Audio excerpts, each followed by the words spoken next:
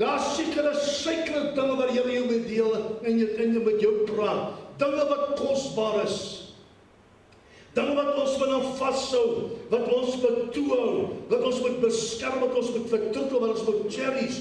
Kosbare dinge wat die Here vir ons wys en in ons harte bære. Kosbare dinge soos silwer en goud is baie keer net vir jou bedoel. It is sacred, it is private. Dis 'n saak tussen jou en die Here.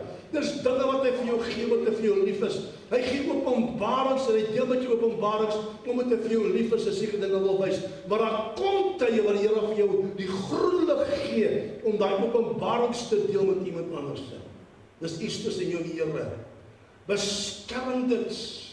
Jou private aanbidding wat spreek van die speserye. Private aanbidding wat spreek van die speserye. Sekere genesings en vrymakings wat die Heilige Gees in jou lewe gedoen het. Wat spreek van die kosbare olie. Jou manier van bid en oorlogvoering en watter wapens jy gebruik, spreek van die wapenhuis. Ek kan dit nie uitblaker nie.